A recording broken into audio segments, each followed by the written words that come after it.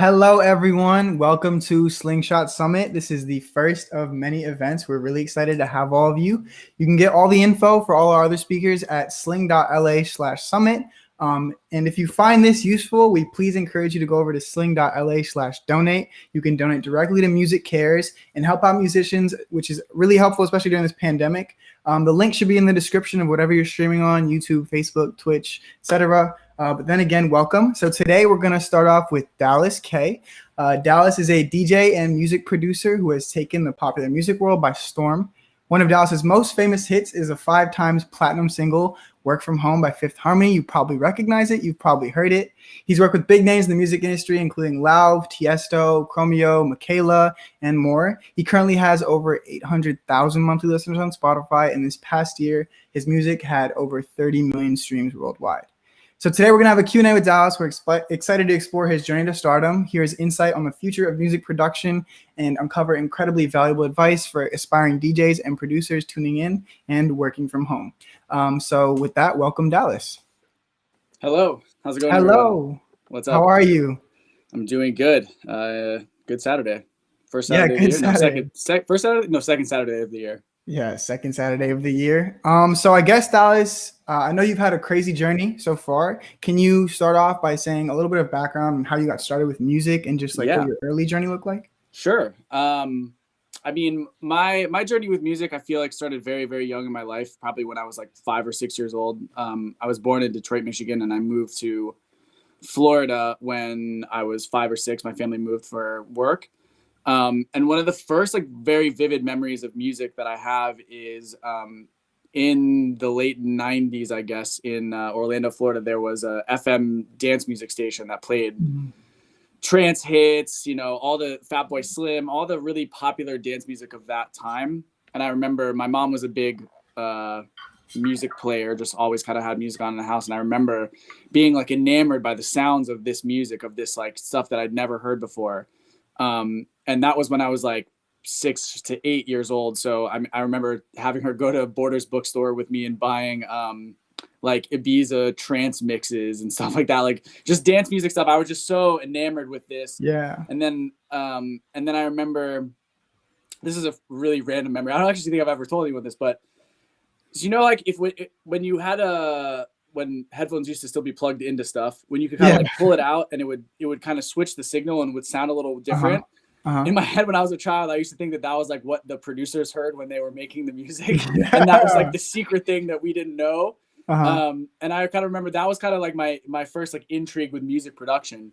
And then from there, I was in band in middle school. I played the saxophone, right?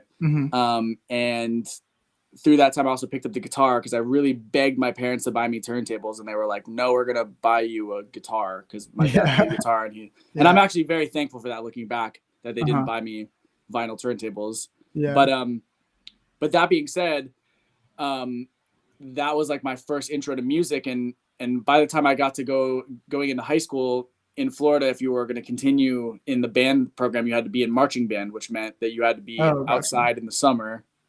Playing your instrument, practicing for marching band stuff, and that didn't really sound very appealing to me.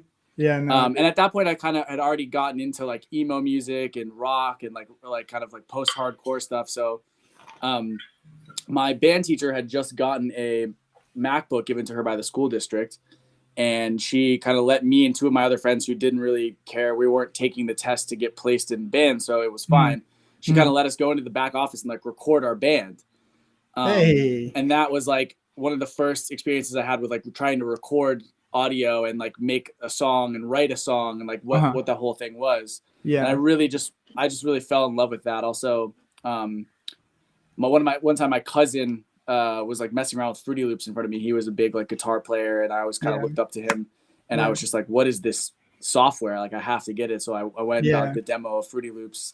And that was just kind of like my start. And then from there, I started DJing in high school because I realized kind of being in a band when you're that young is hard because everyone has, their job at the mall and their girlfriend that they got to hang out with. It was cool. I couldn't really find the people that matched up with what I wanted to do as far as like what I wanted to make. And also I was still figuring out what I was good at. I wasn't really good at guitar. I can play guitar, but I wasn't shredding.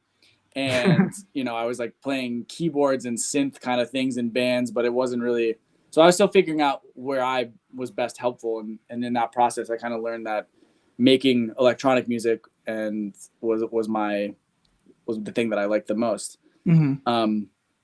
And then from there, that was kind of, DJing came naturally because I was getting into like Justice and like Bloghouse stuff from 2007 to 8 when like that was really becoming a scene. Like even when Deadmau5 kind of was really a big deal, or when he's still a big deal, but when he was really becoming like a household name. And I just thought that music kind of reflected back on what I had started loving. Which was that dance music from like when I first was a child. And it was kind of full circle of like, hey, now I can kind of make this stuff. What do I want to do? DJing came kind of easily because I was just DJing at high school dances, you know, my friends' parties. You know, I sold all my guitar equipment to buy DJ equipment, to buy CDJs. Wow. And that was kind of my start in that. And then I fell in love with DJing, obviously, because it's super fun and you get to be the life of the party and you're controlling the vibes, and it's I just really loved it. And from there I just started making dance music, and I was like releasing songs under DallasK. I've actually been DallasK since I was about 15 years old. Oh wow, that's awesome. So almost 15 years now, which is kind of crazy to think about. That it was just because my last name is really hard to spell. It's Kelke or Kulka if you're German, but it's like spelled really hard, and so that DallasK was just the short and easy version of it. And it's kind of funny that it's been my name for 15 years now, and it was really, there's absolutely no thought behind it into the brand. Like things have changed so much since I started that, and like how people build a brand or like build, you know, what their identity is as an artist. And it was just, for me, there was like very little thinking involved, and I think that has good and bad benefits looking back and forward. But it's, you know, I just like to wrap up whoever I am in the moment into that DallasK, because it's just my name. So it's just kind of an expression of who I am. And it's obviously changed through the years. It will change more. But yeah, so I started making dance music, just signing it to like labels on Beatport. And then people started really just cold emailing me being like, hey, do you want to come DJ? You know, we'll pay you. We'll fly you to San Francisco. We'll fly you to Atlanta. And I was like, yeah, that sounds amazing. That sounds incredible. Awesome. You're gonna pay me, and I'm the headliner. Like I was promoting parties with my friends. It was tough work, and like, you know, you'd have one really good week where all your friends would come, and then 3 weeks where you're DJing to 4 people, and it's so that was really special to me. And then I did actually go to college for 2 semesters. I went to Florida State University, and I went for a summer and a fall, and I just kind of knew it wasn't for me. I was doing music stuff there. I was meeting people who were making music. And one of the most important people that I met looking back was this dude, Chris, whose brother was a producer by the name of Halitrax, who had just moved to LA to work with a dude named Jacob Kasher, who was a songwriter. And they were all signed to this guy, Kevin Rudolph, who had, So, and I just literally, we kind of got on a call, and they were like, hey, we like your music. You should come to LA and hang out and like, you know, see what's up. Like, we think you're good. I'm like, cool. All I got to do is buy a ticket, and I'm going to go to LA, and it's going to be awesome. And I went, and it's funny to look back on it. The first time I came to LA, I actually, J Cash and Halitrax ended up taking me to meet Jody Gerson, who was the head of Sony ATV Publishing at the time. Who's now the head of UMPG. But at the time, I was like literally in her office, just playing like the most aggressive dance music bangers. Like not, because at that point, like I loved pop music. Growing up in Orlando, all the boy bands, all the Max Martin stuff, Britney Spears, all that was coming through Orlando. So that was really our hometown music, so to speak. So like that was, when I was younger, that was kind of like wow, this is getting made like right in my backyard, this music that is the biggest hits in the world, right? So I kind of always had this fascination with pop music, but I was very much still in dance music. Even when I first came to LA, like, you know, I'm in her office, she's like, yeah, like placing songs with big artists. I'm like, that sounds dope. That sounds amazing. Like, here's this like complextro, like, you know, electro house song. And, you know, it's funny to look back on it, but in the end, I think they actually had kind of offered me some kind of publishing deal, but I don't really remember what happened with it. From there, I kind of in that same time frame started working with AM Only as my booking agents, with this guy named Lee Anderson and Max Braun, who were doing like Skrillex, Wolfgang Gardner, Laidback Luke, all these big, all my faces, all my basically favorite DJs at the time. And I was like, that's awesome. This is great. So I kind of started to, I leveled up in so much as the touring was concerned. And then from there, I was just coming back to LA every time I was not playing a show. And I just kind of decided I loved LA and this is the place I need to be because this is where the music's happening. Right. And so in around 2012, I ended up moving in with J Cash in LA because he got a house and he was like, hey, I got an extra bedroom. You want to just rent it? I had no credit or like money for a security deposit at that point. I was just kind of like, yeah, sure. Like whatever. Cool, that's awesome. I don't have to think about it. I don't have to apply. So it was good. I mean, I hate to say things kind of just fell into place, but in some ways they did. Right. And from there, that's actually when the learning really began. I would say, and I know I'm really going full scale of like. No, you're good. You're good. But yeah, that was kind of when things had kind of been happening and like everything was going good, and it was actually like the first kind of like road bumps that I hit where things weren't so easy. Where it was like, okay, I'm not on this just straight upward trajectory now. What does that mean? What do I have to do? And that was kind of actually when I learned the work ethic that it takes to be an artist and a producer or just anyone who's a professional in the music industry.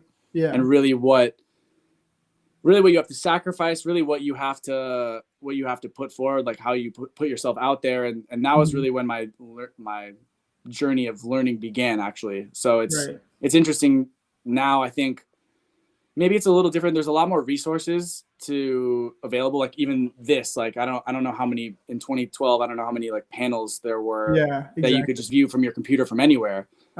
Yes. If you could fly to somewhere where they were doing it, sure. You could see people speak about this stuff and, or just even be able to get in contact. Like people send me messages all the time about advice, whatever, like, hey, what would you do if you were this, blah, blah, blah. And it's like, I respond, it's easy. It takes none of my time. It's very helpful. And it's like, it wasn't quite so easy then. So I think that's a blessing. And I've even been able to learn and connect with people in that same way that I'm reaching out to them, just the same way people reach out to me. So that's a really important thing. Yeah. I was just going to ask, so when you talk about like things falling into place, was there ever a moment, especially in college, that you had to like make a hard decision? Like, I'm going to do this full time, or were you just like, no, I'm definitely doing this? There was. It's kind of funny because it wasn't really this dramatic moment.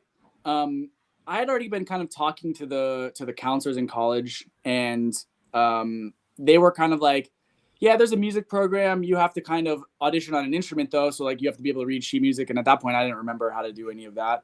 Right. And they were like, but you should like meet this guy. He's a club promoter. Maybe you can do something with him on the weekends. And even though in mind, I'm like, wait, you're the person that tells me what classes I'm supposed to take. Why are you telling me to go meet a club promoter? Like, but then I'm still paying to go to school. It's like, something kind of just didn't add up in my brain. And what had happened was I missed an economics final. I came at the end time thinking it was the start time. And it wasn't at all. And at that point I was just kind of like, you know what? I'm not even going to try to make this up. I just think I'm going to move back to Orlando and just kind of like give this music thing a go. This is really what I want to do. I don't want to be at school. Right. And so it wasn't like a big, like, hey, mom and dad, I'm leaving college. And they're like screaming at me. It was kind of just like it was more chill than that. I just kind of came back for Christmas break and then never left my house, never went back to school. So there was a moment, but it wasn't necessarily like something that I'd even thought about. It was just kind of like everything felt right in that moment to just kind of like, this is what I need to do. So it wasn't quite so movie dramatic, but it was definitely, there was a moment where I was like, this is what I got to do. Yeah. And I'm asking because, the accessibility to like start making music now, like I can put my music on Spotify, for example, when I'm in college, and there's a lot of young artists around the college age that are like working jobs, going to school, and it's a big decision to, I want to do this music thing full time and like move to LA and do stuff like that. And then a lot of them end up just not going anywhere. So, I mean, that's kind of comes back to, I got lucky to being able to being able to play shows as a DJ. That was my way to be like, hey, I'm making more than $0 here. Like, I think I can. But to be clear, like when I came to LA for the first time, I had like $300 in my bank account. Nothing, and my parents are, like they were fine, but they weren't really necessarily in the place to be like, hey, we're going to pay for your apartment in LA. Like, and So I was kind of I had to figure it out, and I did. But I was also really lucky to have that ability to play shows, and me being an artist actually brought me into being a producer. Right. And now they play, with each other, and it's actually a really cool balance that I have. But yeah, I mean, the good thing about now is being able to put your music on Spotify is you can monetize it really easily. Mm-hmm. When I was putting songs up to get posted on blogs that were getting downloaded, it wasn't such an easy path to monetization. Yeah. Like, sure, yes, somebody would book you because you could get some traction, or somebody liked your song or wanted to hear it live, and somebody would come to your show because they like your song. But it wasn't so simple as like, hey, if I get this many streams, I'm making this many dollars, and like, if I can do that consistently, I can live. And then, but it's always it is a trade-off. You're always going to be giving something up. You're going to be giving up the comfort at any level to really go after whatever you want as a producer, or an artist, or anything in music. Yeah, and I think the streaming era has been really important in trying of leveling the playing field and taking away like all of the power from the big labels. They definitely still have most of it. But like, what are your thoughts on like getting paid for streams and how much you get paid for streams? Because I know artists have a lot of complaints about that, and like Jay-Z with Tidal and stuff. Yeah, I mean, look, it's a new business model, and it's a new system that will hopefully get figured out over time. And I think the Music Modernization Act of the last 2 years really is going to help, update that, because everything was based off these antiquated laws from 1923 or wherever. And like, there's a lot. I mean, I struggle with the figuring out the inner workings of the music business still, and just how you get paid, but what I will say is, like, even as an independent artist, I've done a lot of releases through AWOL, and I've done a lot of releases independently and on labels. And, you get your streaming numbers back, you get your gross revenue back. You're like, oh, wow, this is pretty good. Like the songs, wasn't even a hit, and it's like did pretty well. But then you look at your expenses that it costs. And I'm seeing a question here from Sydney of how do you make your music more discoverable on streaming platforms? And it's like,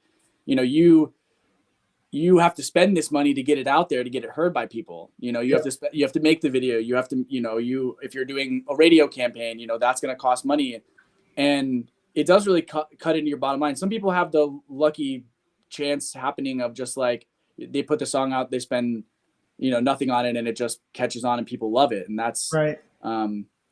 The one thing I will say is, like, when you put that song out, it'll do the work for you, and all the different ways you've tried to like increase the virality and increase the odds of success.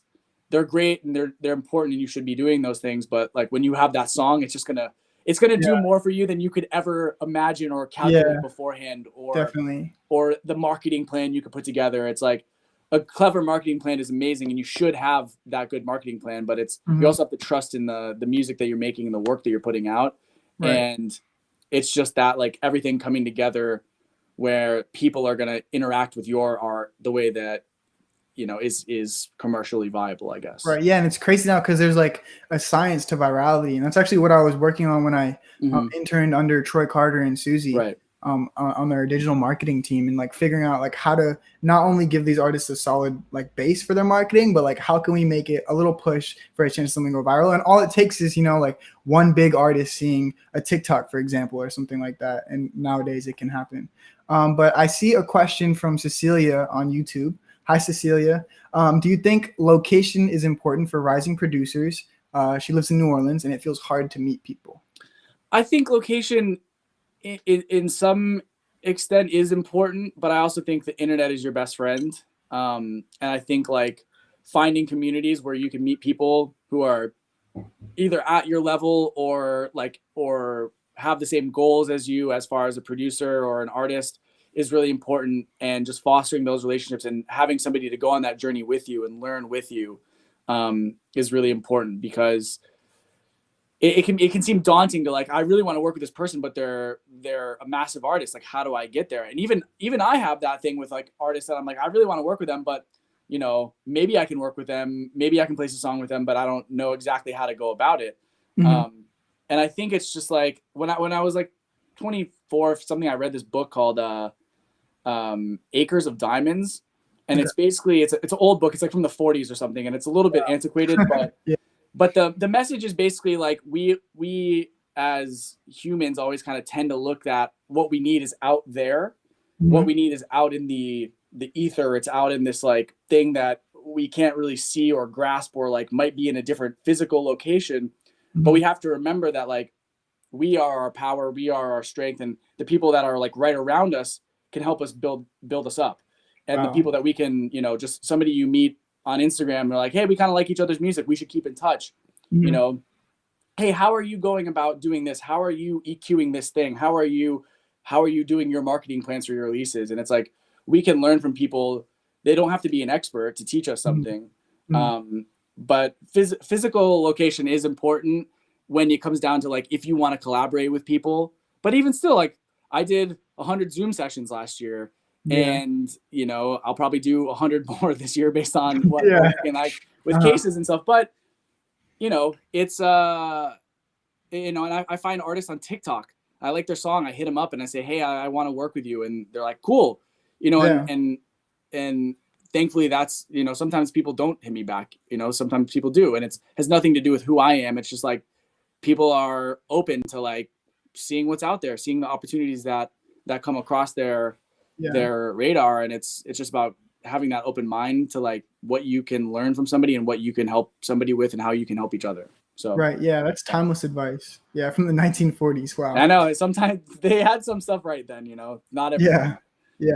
Going back to the questions from the comments, Luna says, would you say digital marketing is more important than live shows nowadays? I guess that wouldn't really apply to COVID, because it wouldn't really apply, yes, but we can use the broader example of the last like 5 years. Right. I think it is for discovery. I think people discover stuff way faster, more accessibly, and at an unbelievable astronomical rate in the digital space, as opposed to like seeing a band at a live show and being like, "Ooh, I really like this band, I'm gonna go check out the music." Yes, that does happen, especially if you're the support act for somebody, or like you're playing at a showcase. That definitely does happen. But you know, it's just like you can impact between 100 and 5,000 people in a room, or you can impact 5,000 to 5 million in a digital marketing space. And that's obviously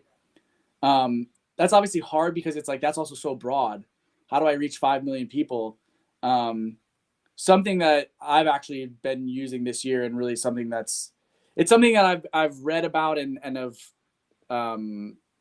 really like been hit over the head with, but it's never really clicked. It's just like, who is your work for? Now, some people have that, you know, and that kind of comes back to what digital marketing is, because digital marketing is very broad. Who are you marketing to digitally? You know, I think that's what it comes down to, of like, who are you marketing to? Who's your audience? Who are you making the work for? Some people have that like amazing ability to be like, hey, I'm making this work for myself because I think that if I like it, somebody else will also like it. And that's fine. And like, that's beautiful. If you have that trust in yourself and that trust in your taste, it's amazing. But I think it's also just an important, you know, how specific you want to get, it is this more specific, the better, because it's like, you know, if I'm making this for this kid who lives in this city, who's this age, who I want to feel like this with my music, it puts you on the hook for it. Because if you didn't do that, then it means your work wasn't effective. And it's like, it's scary for us as artists to put ourselves out there like that, but it's important to think about. And that, I would say that also translates to marketing, because if you're just, I want to market it to everyone, I want everyone to hear this. It's like, yeah, but everyone's not going to like it, and everyone's not going to understand it. So focus on like, who is your target audience, and like really market to them specifically, and build a cult of people who are rallied around what you're doing and really love that, you know, and they will spread your music to their friends, the people that they care about online. And like, that's really the beauty of digital marketing. It's not like, hey, I got $10,000 to spend, I'm just gonna like chuck it in ads everywhere and try to spread it as far as I can, because it's like, that's gonna come back with the absolute worst return. So I think that comes back to like, essentially you are turning the show environment of somebody being like, oh, I like this, I'm gonna check out more. You want to be that specific when you're thinking about digital marketing as well. Right. And I think that's great advice, especially for, you know, younger artists and managers and marketing teams that are making these campaigns. Because like, one thing I learned when I interned under Susie and Troy is that like a small cult following, like you said, is going to be a lot stronger for you, especially as an upcoming artist, than, you know, like 10,000 people seeing your song once. Right? Because like you said, like word of mouth is one of the strongest ways that is like organic marketing per se. So that's something that I think is definitely really important. Finding out like who you're making your music for, what your target market is, and then like spending your money in a smart way, even if you have a lot of it.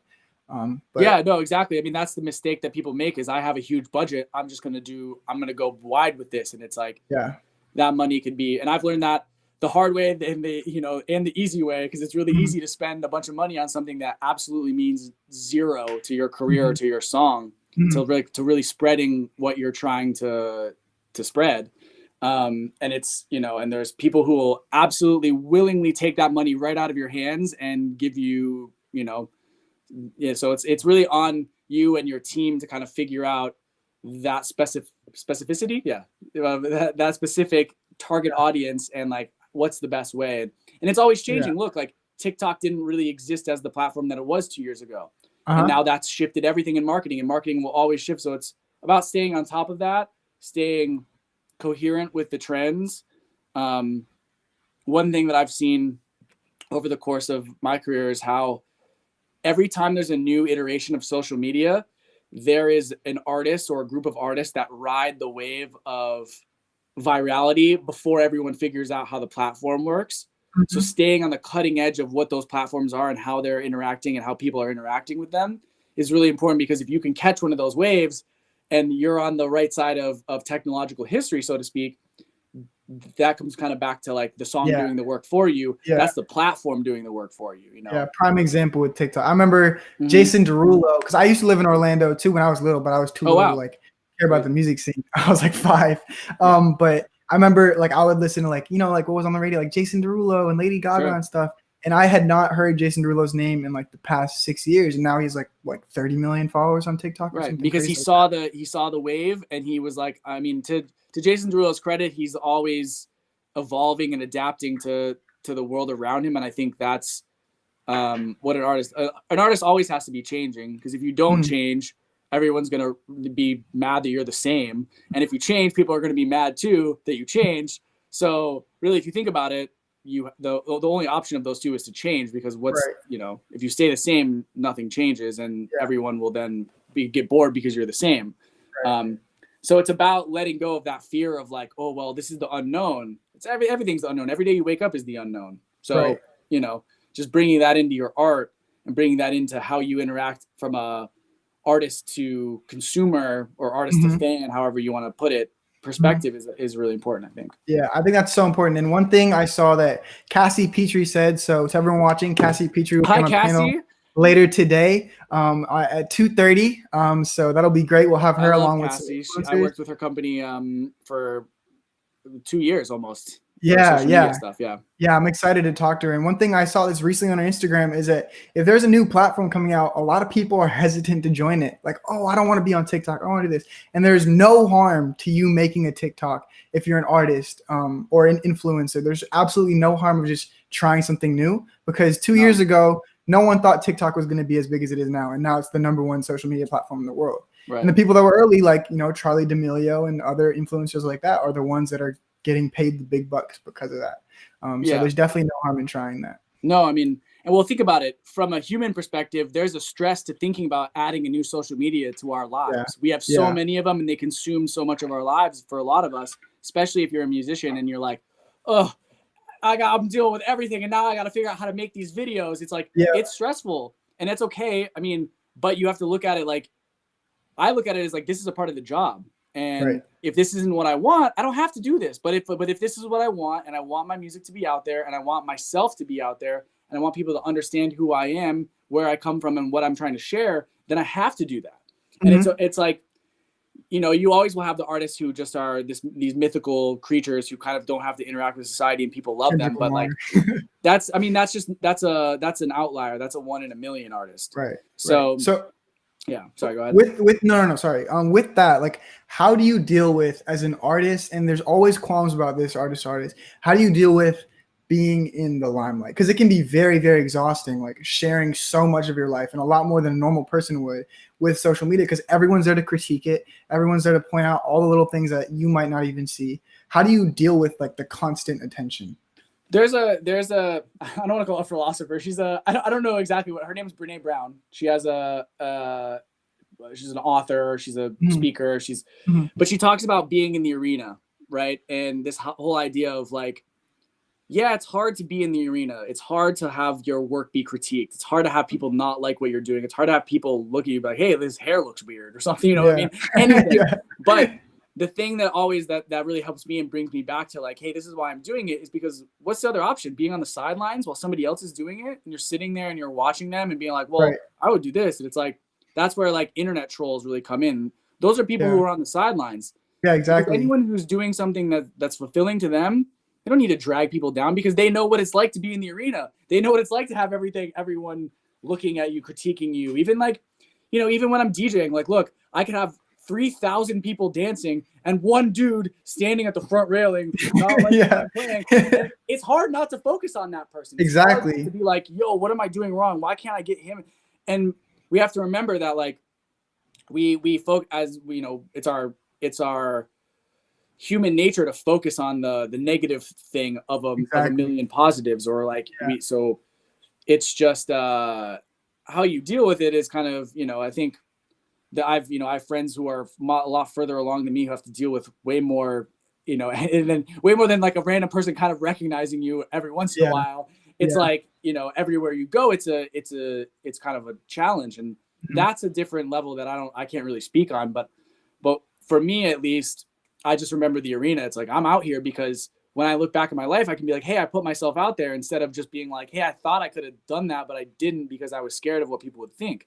And I think that's the thing you have to like remind yourself, is just like, yo, what's the other option? Not doing it because somebody might think that you're funny or weird or like lame. It's like, so what? Yeah. You're not going to make everyone happy always anyway. So just do it. Mm-hmm. Definitely. And then, so going back to the questions, I see an interesting one. What is your favorite record that you've ever produced? I actually wanted to ask you this too. So. My favorite record? Oh, that's so hard because it's I don't know. It's hard. Yeah, after this, I'll ask you your least favorite. Maybe that will be easy. No, I'm not gonna share that. No. That's too, because that's mean to whoever it is. It's like they're all, you know, I think some records are your children, and some of them are your favorite children, and some of them are your not as favorite children, but they're still your children. So you still have to love them. You know, you still love them. Yeah. My favorite record I've ever produced. Wow. Probably it's not out yet.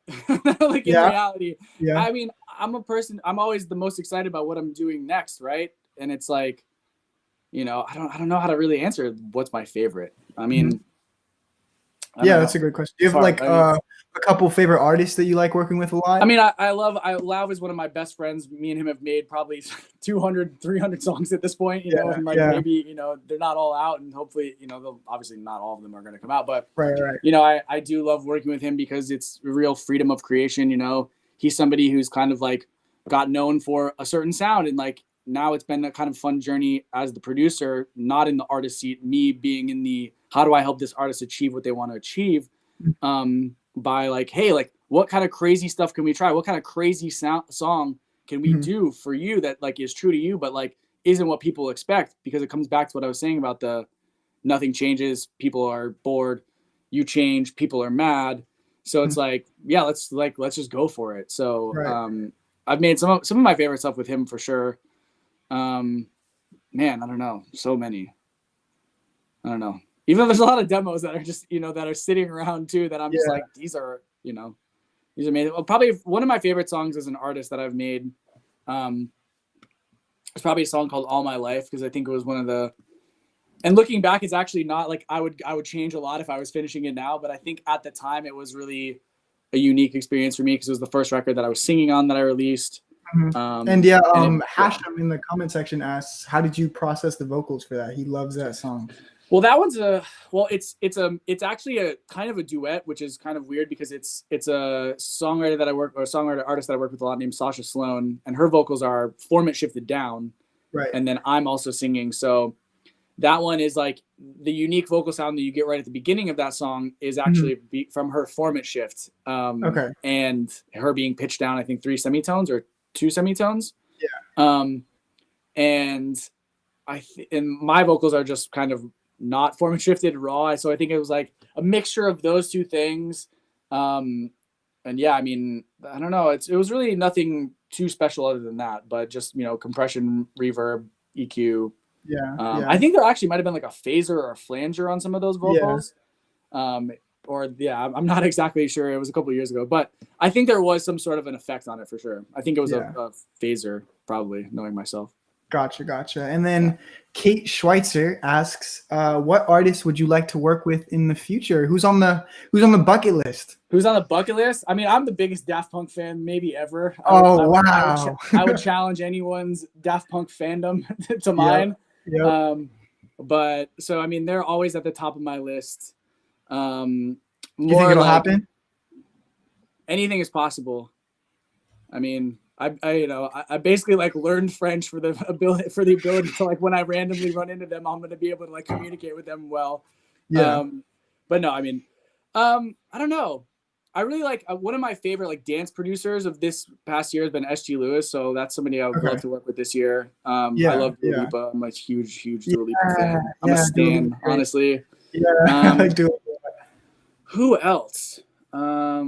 I don't know. I've been actually working on a lot of like Latin projects. Growing up in Florida, and my dad has lived in Puerto Rico for the last like 15 years. So I went down there, and like really like my favorite part of always going down there was the music, and like listening to the different songs and listening to the different styles, and like, so over the past year, I've been studying Spanish like 5 times a week, and I've been like starting to write with a lot of writers. So I'd love to work with like Bad Bunny. I would love to work with even like, I've found other groups. There's this group out of Mexico that I'm really excited about named the Juan Palitos Chinos, that I just did a remix for that I'm really excited about. I'm just excited about all music. I don't know. Yeah. That's a short list. I don't know. It could go longer for sure. Daft Punk, Bad Bunny, if you're watching, which I know you are, because I know you're on the stream sure. right now. Yes. This is your calling. Yes. Yeah, exactly. So a little bit ago, you talked about taking money out of artists' hands. And speaking of that, I want to hear a little bit of your insight on taking money out of artists. What do you mean? Like, I forgot what you specifically people about. People willing to take your money for services. Yeah. And so I want to hear a little bit about your experience with labels. Sure. Okay. My experience with labels is interesting because when I first came to LA, I signed to Dr. Luke's Kemosabe Records at the same time I signed to his publishing company, Prescription Songs. Right. So that was through Sony, and the majority of the stuff I've ever done has been licensing agreements through that system. And then after 2018, it was an independent relationship through AWOL. And then even through then, I've done a lot of stuff with different dance labels. And so, yeah, I mean, I've had a lot of experiences with labels on the production side as a writer, producer, and then also as an artist. So, I mean, I guess what's like a question, I guess. I mean, so the bigger thing is like, as an artist myself, like a really smaller artist, just starting, like, and I know a lot of other of my artist friends have these questions, like, where do you learn about all this stuff? Like, where, besides jumping headfirst into it, like, where do you learn how to get a better publishing deal or a better, more legal help, etc.? I mean, and that was actually when I first met Sunil from Slingshot. His very honorable goal of being able to educate people on these things was actually one of the things that I thought was the most exciting about the platform, because there really isn't. And I learn new things every day. I learn new things about how, the funds are calculated through this and they go through this and it flows through this, and you got to, it's a learning process that's taken me 10 years and I'm still learning every day. I think a lot of it is like surrounding yourself with people who have your best interests at heart. I think, your lawyer, I think, is your absolutely most important resource. And building just a relationship of like, and asking questions, being like, hey, I don't actually understand. Like, read the contracts. Like, it's easy to give it to them and then be like, yeah, it's all good. But go through it and read it. And like, assuming they're helpful and like really do care about you and your career, which if they don't, you shouldn't be working with them. They'll answer those questions. Be like, hey, like, I'm kind of concerned about this phrase because I don't exactly get it. But even still, a lot of people don't have that resource of being able to talk to an attorney, right? So how do you do it? I mean, that's a kind of an unsolved question, but I think like with resource bases, I mean, hopefully like what Slingshot will have and stuff like that is, it's like, and it'll be more easier, but it's definitely a insanely difficult business to understand. And I think there's a lot of the antiquities of old royalty calculation and how, this law is, so you get paid from this revenue stream on this thing, but not from the other. It's, I learned stuff, somebody was explaining neighboring rights to me the other day, and like, I didn't realize that there's a document from 1965 that basically governs how everywhere else in the world, ex-US, pays for radio. There's you can go so deep. I could talk all day about the minutia of all this stuff, but I think like the research, everything's Googleable, right? You can find this stuff out there, but you have to be vigilant and just like read through the stuff that people are sending to you and asking you to sign. And I would say that's where I've been the most educated, was by just reading the contracts. And being like, that's what this means. Like, but it doesn't look like that's what it means, but that's what it means. And like, exactly. Just going through it. And, I mean, I would say just like find blanket contracts and just be like, hey, like, what's a recording agreement look like? And just ask somebody to like read theirs. If your friend signed to a label, be like, hey, can I read that thing? Can I see what it looks like? For sure. Just, people that you trust. And then obviously online you can find stuff that's like boilerplate, I guess would be the legal term for it. But, and it's daunting for like someone who just like wants to make music to start to read legal agreements, but it's necessary. Dude, I signed the first couple things that somebody ever sent me. I signed it without even thinking about it. I didn't show it to anyone. I was like, I want the thing on the label. So cool. Like this was like when I was first doing my dance music releases on these like small indie labels, right? And it was just kind of like, they weren't long contracts, but it was just also like your point, you just want to get it out there. I just want to get it. I want my music to be heard. So that is a really big part of it. But I think that, just take your time with it and read it and really think about it. But it's hard. It's like, if you really, hey, this is the best option and I don't really know what the other outcome would be. So like, I'm just going to do this no matter what it says. It's like, I understand that because it's something that creatives deal with all the time. Yeah. But I think just like, that kind of comes back to having your long-term goals really set out and, understanding what you want. So, yeah, it's really great advice. We are almost out of time. I will ask you one quick follow-up are there any like immediate red flags that you see from like label deals that come often, or like even management deals, or anything that you would advise a young artist to, you see that, like, stay away? My biggest red flag is when somebody says something to you and then it's different in the papering of the contract. Okay. Which is something that's not uncommon, and it's actually, it doesn't always necessarily indicate somebody is like trying to screw you over. A lot of the times it's a communication error between the person who is making the deal and the lawyer who's drafting it and the business affairs department of the label. But I'm just, my whole thing is like, if you say something, do your best to do it within reason. But yeah, I mean, red flags, I think just really think about the motivations that people have, and like why they want to help you, because if it's like, hey, they're a big fan and they really see the benefit of it, and like they really see that you could go far, or if you like have one song that's reacting and they're like, I got to jump on this right now. Those are two different scenarios, and like both of those are not necessarily the same value to your career. So I think it's just like a case by case basis, and I think building that personal relationship with everyone that you deal with and everyone that you work with is the most important thing that you can do to avoid anything that would, raise any red flags at all. So. Awesome. We are pretty much out of time. I wish I could talk to you for another 45 hour and a half, whatever. I've learned so much myself.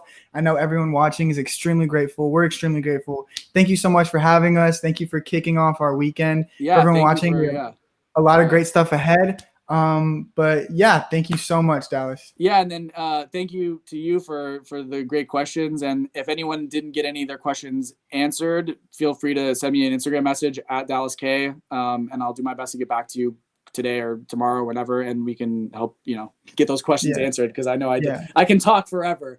But yeah, thank you to Slingshot, and thanks for everyone for watching. Yeah, of course. Thank you everyone. All right.